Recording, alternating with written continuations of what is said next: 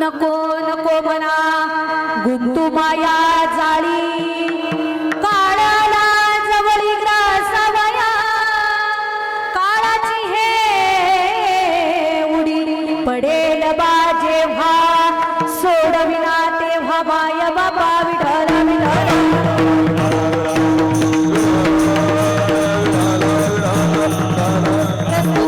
प्राप्त प्रसंगी कीर्तनरूपी सेवेकरिता घेतलेला अभंग देहूचे महान भागवत भक्त सुप्रसिद्ध साधक वैराग्याचे मूर्तिमंत पुतळे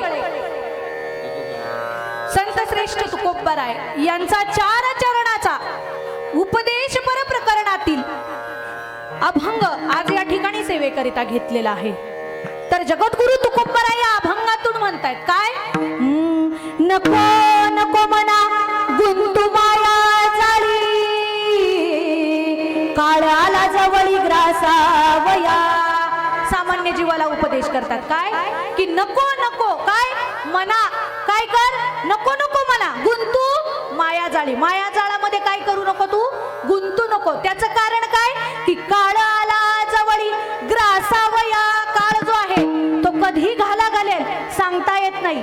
त्यामुळे काय कर तू या मनाला गुंतू नको आणि काय कर भगवंताच्या चरणावरती लाव। त्यानंतर तुकोबराय म्हणतात की काळाची हे उडी पडेल बाजे व्हा।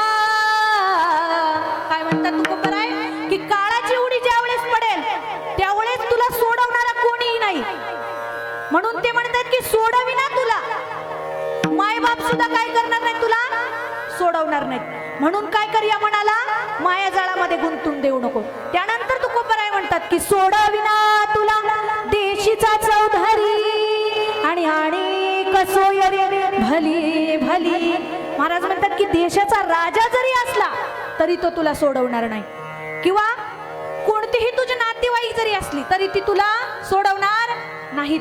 मग सोडवणारा नक्की कोण याचं उत्तर तुकोबराय 4थ्या चरणात देतात काय, तुका म्हणे तुला सोडविना कोणी तुका म्हणे तुला सोडविना कोणी आणि एका चक्र पाणी वाचून या। पण महाराजांनी उत्तर दिले शेवटच्या चरणामध्ये की तुला जर सोडवणारा कोण असेल तर तो कोण आहे, फक्त चक्रपाणी किंवा भगवान परमात्मा तुला या जे काही आपलं मोहजाळ आहे त्याच्यामधून काय करेल तुझी सुटका करेल। हा झाला अभंगाचा सरळ सरळ भाव। विठ्ठल विपचा परिहार तो म्हणजे असा की वैकुंठवासी बबन आजोबा बिचकुले यांचं 1 वर्ष झालं निधन झालं। खरं तर मृत्यूलोकामध्ये आलेल्या प्रत्येक जीवाला या ठिकाणून जायचंय। प्रत्येकाचा वेळ जागा ही वेगळी वेगळी असते मात्र ती आधीच ठरलेली असते। तर आजोबांचं या ठिकाणाहून जाणं झालं, मग आता जीवाचं या ठिकाणाहून जाणं झालंय मात्र त्यानंतरही आपल्या घरातील जर कोणी व्यक्ती गेलाय तर त्याच्या मागे आपली काही कर्तव्य असतात। त्यातीलच हे कर्तव्य महत्वाचं कर्तव्य म्हणजे श्राद्ध। आता माणूस ज्यावेळेस मृत्यू होतो माणसाचा त्यापासून ते वर्षभरापर्यंत आपल्या सर्वांना माहिती आहे की मासिक श्राद्ध आपण करतो। ती मासिक श्राद्ध ज्या वेळेस 11 महिने आपण मासिक श्राद्ध करतो आणि 12वं ज्या वेळेस येतं त्यावेळेस त्याला वर्ष श्राद्ध म्हणायचं। आणि या दिवशी जीव जो असतो जो आत्मा गेलेला असतो तो आत्मा स्वतःच्या कर्माची फाईल घेऊन यमलोकामध्ये हजर होतो आणि आपली जी काही फाईल आहे त्यामध्ये जर पुण्य कमी पडत असतील तर त्याच्याकरता श्राद्धा दिवशी ज्या आत्मा जो या ठिकाणाहून गेला त्या आत्म्यासाठी चांगली कर्म किंवा भगवंताचं नामचिंतन त्या दिवशी करायचं जेणेकरून ते काय होतं त्यांना अर्पण होतं। मग हे झालं आपलं कर्म। कोणतं कर्म, ज्यावेळेस आई वडील या जगातून जातात ते मात्र जिवंतपणी ही त्यांची सेवा आणि गेल्यानंतर पितृश्राद्ध वगैरे हे असली जे काय आहेत ते म्हणजे आपल्यावरती आई वडिलांनी जे उपकार केलेले असतात ते उपकार आपण अंशतः फेडायचे। मी म्हणत नाही पूर्ण, कारण आई वडिलांचे उपकार पूर्ण फेडू शकत मात्र उपकारामध्ये 2 प्रकार आहेत की एक कृतज्ञ आणि एक कृतज्ञ। कृतज्ञ म्हणजे केलेल्या उपकाराची फेड उपकाराने करतो याला कृतज्ञ म्हणायचं, मात्र केलेल्या उपकाराची फेड अपकाराने करतो याला कृतज्ञ म्हणायचं। सर्वांना भस्मासूर माहिती आहे। भगवान शंकराने ज्यावेळेस त्याला वरदान दिलं की तू कोणाच्याही डोक्यावरती हात ठेवला तर काय होईल, त्याचं भस्म होईल। आणि ती चिताभस्म भगवान शंकराला लागत असते. सगळ्यांना कथाभाग माहितीये. तो त्या ठिकाणी भगवंतांनी जो त्याच्यावर उपकार केला त्याची त्यांनी फेड कशी केली? अपकाराने केली. चोरा व्यवहार दिला, म्हणजे चोराच्या हाती व्यवहार दिल्यासारखं तो भस्मासुराने काय केलं? त्याचा दुरुपयोग केला. मात्र आपल्याला हा नरदेह मिळालाय, मग आपल्यावरती भगवंताचे उपकार आहेत, मग आपण त्याची फेड कशी करायची? कृतज्ञपणाने करायची. मग त्याची फेड कशी करता येईल? तर तुकोबाराय आपल्याला थोडक्यात या अभंगातून उपदेश करतायत की नको नको मना गुंतू माया जाळी. आता मला सांगा, तुकोबाराय आपला हा पूर्ण देह आहे, तरीही मनालाच का उपदेश करतात? तर मनाचं असं वैशिष्ट्य आहे की मन कसं आहे हो? मन चंचल चपल, मन चंचल चपल,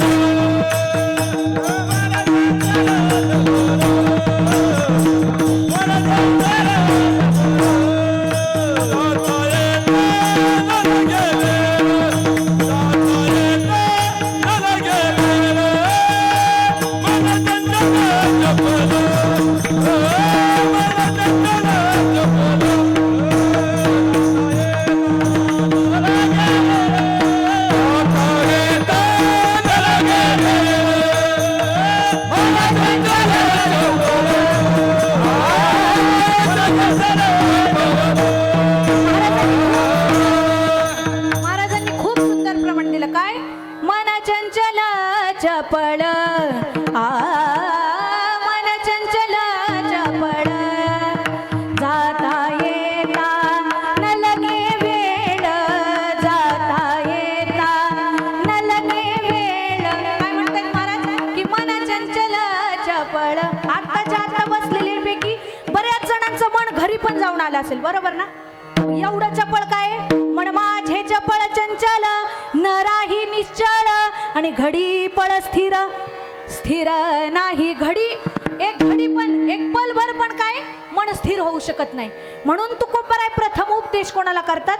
तर मनाला करतात. कारण मन कसे मर्कट रूपी मन, आणि त्यासी असत संग, म्हणजे ह्या मनाला जर संगत व्यवस्थित लागली नाही तर ते बिघडतं, म्हणजे बिघडतच. मग या मनाला जर योग्य संगत लावायची असेल तर त्याला भगवंताची किंवा परमार्थाची काय करायची? जोड लावायची. कारण मन कसे चपळ आणि चंचळ आहे. मग तुकोबाराय मनाला उपदेश करतात, मात्र त्यानंतर जे शब्द ते म्हणतायत की काय? तर गुंतू नको कशात? मायाजाळामध्ये. मग मायाजाळ का म्हणलं संसाराला? आणि मनालाच उपदेश का केला? आणि तिसरा प्रश्न जो आहे की मानवी देहालाच उपदेश का केला? कारण या मृत्यू लोकामध्ये असंख्य असे जीव आहेत, मात्र संत फक्त आणि फक्त मानवी देहाला उपदेश करतात. का हो? नरदेव निधान लागले लागले उत्तम सार उत्तम गती,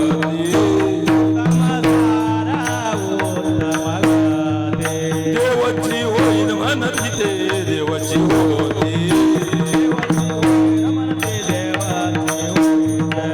तरी का ते न स्मरावा, तरी का चित्ते न स्मरावा, दिले इंद्रिय हात पाय कान, दिले इंद्रिय हात पाय कान,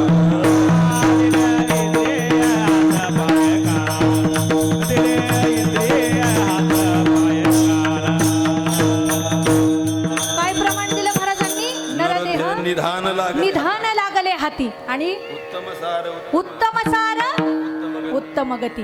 हे उत्तम हा की देवाची व्हायची. या देहामध्ये आल्यानंतर देवही होता येतं. आयुष्याच्या साधने आणि सच्चिदानंद. कारण मला सांगा, पशु पक्षी काय पाप पुण्य जाणते, आणि उत्तम मध्यम. पण आता हा भेटलाय, मात्र सहज भेटला का? नरदेह दुर्लभ जाणा, नरदेह दुर्लभ जाणा, नरदेह दुर्लभ जाणा, नरदेह दुर्लभ जाणा.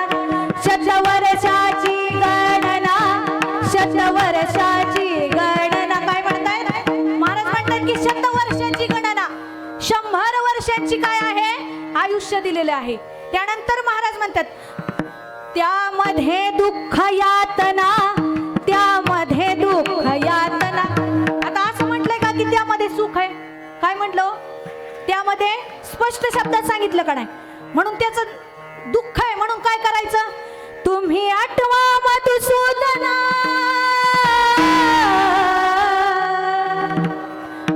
तुम्ही वासुदेव वासुदेव म्हणा, तुम्ही वासुदेव वासुदेव म्हणा, तुम्ही वासुदेव वासुदेव म्हणा, तुम्ही वासुदेव वासुदेव म्हणा.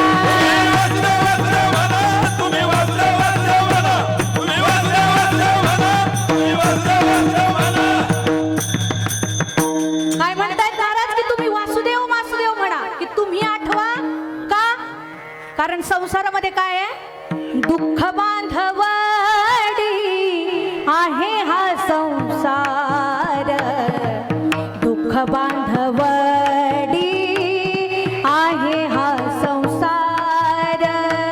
सुखाचा विचार नाही कोठे, सुखाचा विचार नाही कोठे.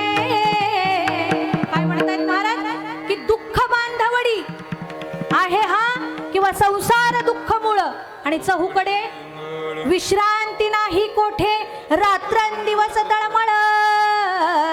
काय म्हणतात महाराज की या ठिकाणी सुख कुठेच नाहीये. आपलं सुख जर असेल तर ते भगवान परमात्म्याच्या ठिकाणी, कारण हा जो काळ बसलेला आहे तो काळ आपले दिवस मोजतोय. म्हणून तुम्ही काय करा? गातो वासुदेव मी ऐका, गातो वासुदेव मी ऐका, हवे ठेवणी ऐका, डोळे झाकून रात्र करू नका, काळ करीत बैसला से लेखावा, राम नाम स्मराधे, राम नाम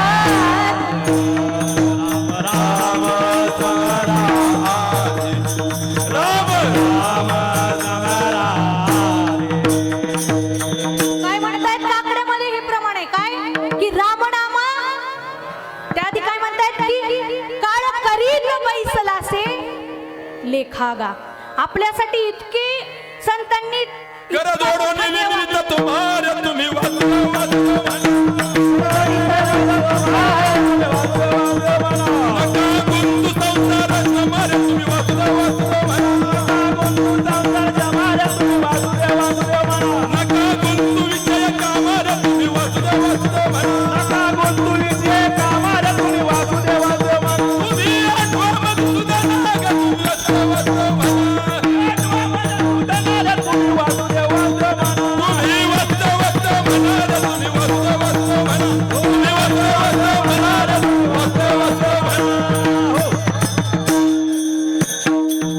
काय म्हणतायत की तुम्ही वासुदेव वासुदेव म्हणा. संत प्रत्येक वेळी आपल्याला जागे करतात. उठा जागे भारे आता, स्मरण करा पंढरीनाथा, चुकवी व्यथा जन्माच्या. काय म्हणतायत की चुकवी व्यथा जन्मांच्या. आपल्या या जन्मजन्मी आपल्याला जे भेटलेलं एक शरीर, ते आपण जर या ठिकाणी भजन केलं नाही तर परत काय होईल? फेरा पूर्ण करावा लागेल. का तर ज्यावेळेस देह मिळतो त्यावेळेसही फेरा 84 लक्ष योनी फेरा पार करून काय एक एक योनी कोटी कोटी फेरा, आणि मग लागे वारा मनुष्य देहाचा. मला कसा एक एक योनी कोटी कोटी फेरा, आणि त्यानंतर मग लागे वारा मनुष्य देहाचा. आता ज्यावेळेस भेटतो त्यावेळेस आईच्या उदरामध्ये ज्यावेळेस जीव वाढत असतो, मला सांगा त्या ठिकाणी सुख असतं का हो जीवाला? किती यातना होतात. आणि जीव त्या ठिकाणी भगवंताला आठवतो बर का. काय म्हणतो जीव? या दुःखा वेगारे, एक वेळ करी, या दुःखा वेगारे, एक वेळ करी,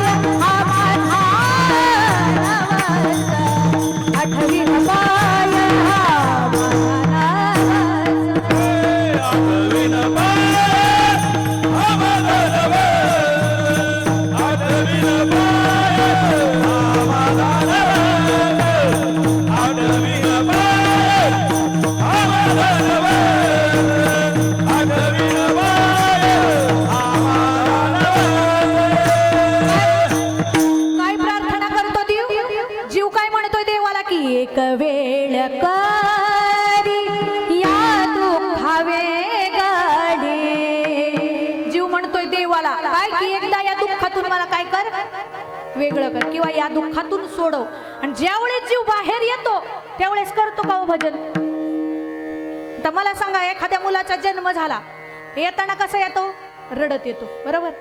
जातानाही जीव रडत नाही, मात्र त्याच्या जे जवळचे असतील ते रडतील, मात्र जीव भजन करतो का? करतो. पण कसा? आता श्रावण महिना संपला, जीव कसा आहे? वेळ गाठून किंवा स्वतःची गरज गाठून भगवंताला स्मरतो. कारण आजकाल देव इतके झालेत की प्रत्येकाने आपापल्या परीने देव ठरवलेले. जसे 8 प्रकारचे देव आहेत तसे काय केलेत? आता या श्रावण महिन्यामध्ये सगळ्यांनी शंकराची भक्ती केली. आता कोणता देव आला? गणपती. तसंच सोमवारचा हे भोळ्या शंकरा, मंगळवार आला अनादि निर्गुण प्रगटली भवानी,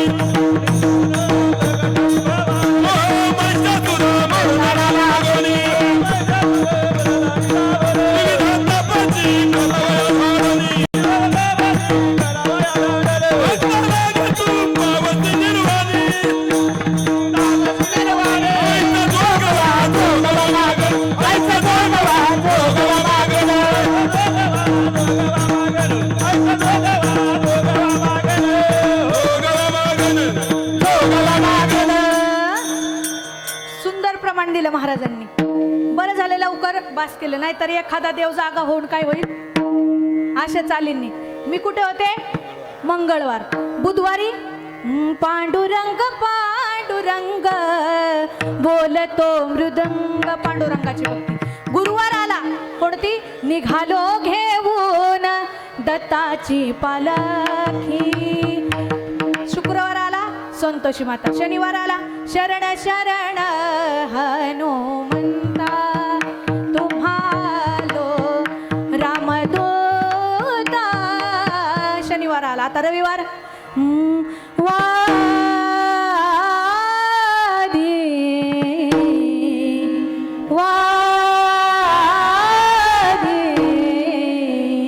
मल्हारीची माझ्या मल्हारीची वारी, मल्हारीची माझ्या मल्हारीची वारी.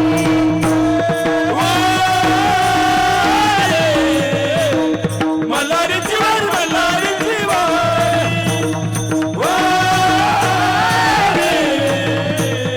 मल्हारीची वारी, मल्हारीची वारी. अहमवाच्या सोहमवाच्या प्रेमन परावारी, तुळशी भजनी लागा देव करा कैवारी. मल्हारीची माझ्या मल्हारीची वारी, मल्हारीची माझ्या मल्हारीची वारी. मल्हारीची वारी, मल्हारीची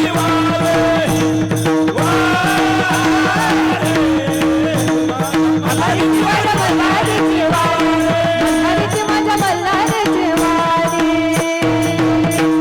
असं जर राहिलं तर देव कधी भेटेल का? नाही भेटत. मग काय होतं? आपण असं करतो, किंवा काही जण तर असे करतात की देवाला प्रार्थना केलेलीच काय होतात? विसरून जातात. ते भजन करणंच विसरून जातात. नामस्मरण जे करायचंय तेही काय होतात? विसरून जातात. मग त्यामुळे काय होतं? विसरली ताया थोर झाली हाली, विसरली ताया थोर झाली हाली.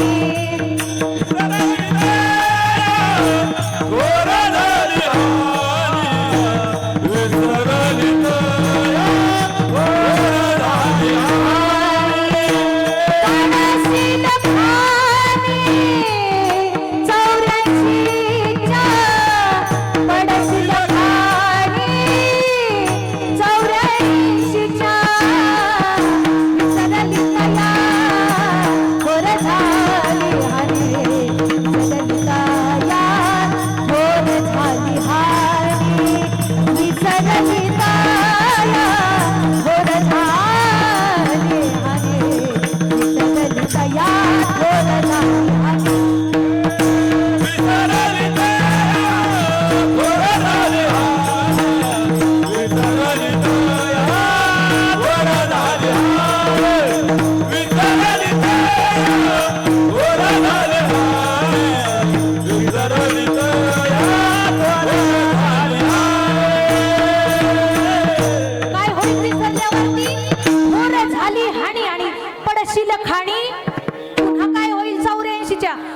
असा भेटलाय परत पुन्हा काय करावं लागेल तिथेच.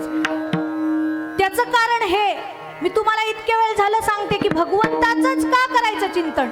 तर त्याचं कारण काय तर भगवद्गीतेमध्ये भगवान श्रीकृष्ण म्हणतात की ममेवांशो जीव लोके जीवभूत सनातन. हा जो जीव आहे तो काय आहे? ब्रह्माचा अंश आहे. कोणाचा? ब्रह्माचा. आता जिथून मिळालाय तिथून पुन्हा त्याची प्राप्ती करून घ्यायची याच्याकरता मिळालाय. मात्र त्याच्यानंतर मध्ये जर विसर पडला तर काय होईल? थोर हानी होईल. मात्र जीवाला कितीही उपदेश केला तरी जीव काय करतो? ऐकत नाही. आणि काय करतो? मायाजाळामध्ये अडकत राहतो. आणि नंतर मग त्याला काळ कधी घेऊन जातो हे समजत नाही. म्हणून तुकोबराय पहिल्या चरणामध्ये उपदेश करतात. नको नको मना गुंतू माया जाळी, नको नको मना गुंतू माया जाळी, नको नको मना गुंतू माया जाळी, नको नको